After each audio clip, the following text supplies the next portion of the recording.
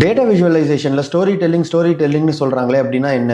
நீங்கள் data visualisation பற்றி படிச்சிங்கன்னா ஸ்டோரி டெல்லிங் அப்படிங்கிறது வந்து நிறைய இடத்துல வரும். ஸோ இந்த ஸ்டோரிஸ்க்கு மனுஷனோட வாழ்க்கையில் நிறைய பங்கு இருக்குங்க. சின்ன வயசில் அம்மா சாப்பாடு ஊட்டும் போது நிலாவை காமிச்சு பாட்டி வடை சுட்ட கதை சொல்கிறதுலேருந்து இன்னைக்கு நம்ம ஒரு பெரிய ஹீரோ படத்துக்கு போய் கைத்தட்டி விசில் அடிக்கிற வரைக்கும் எல்லாமே ஸ்டோரிஸ் தாங்க. அது ஏன்னா ஒரு ஸ்டோரியோட சேர்த்து ஒரு விஷயத்த சொல்லும் போது ஹியூமனோட மைண்டால் அதை ஈஸியாக ப்ராசஸ் பண்ணி புரிஞ்சுக்க முடியும்.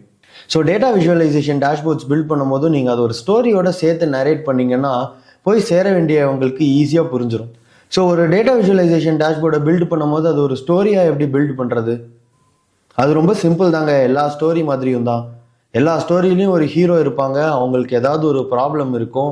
அதை சால்வ் பண்ணுறதை நோக்கி அவங்க ட்ராவல் பண்ணுவாங்க. கடைசியில் அந்த ப்ராப்ளம் எப்படி சால்வ் ஆச்சு, என்ன ஆச்சு, எப்படி முடியுதுங்கிறது தான் கதை. அதே மாதிரி டேட்டா விஷுவலைசேஷன்லையுமே நீங்கள் பில்ட் பண்ணுற டேஷ்போர்டு எந்த கேபிஐக்கு பில்ட் பண்ணுறீங்க, எதை மெஷர் பண்ண பில்ட் பண்ணுறீங்க அப்படிங்கிற அந்த கேபிஐ தாங்க ஹீரோ.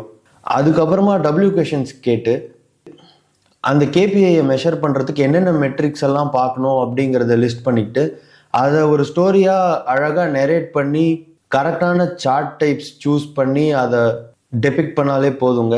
அழகாக அது ஒரு ஸ்டோரியாக வந்து விழுந்துடும். இந்த மாதிரி நெக்ஸ்ட் டைம் நீங்கள் டேட்டா விஷுவலைசேஷன் டேஷ்போர்ட் பில்ட் பண்ணும்போது ஒரு ஸ்டோரி லைனோட சேர்த்து அதை பில்ட் பண்ணி பாருங்கள். இந்த மாதிரி நிறைய டேட்டா விஷுவலைசேஷன் ட்ரிவியா தெரிஞ்சுக்கணும் அப்படின்னா இந்த பேஜை ஃபாலோ பண்ணுங்கள்.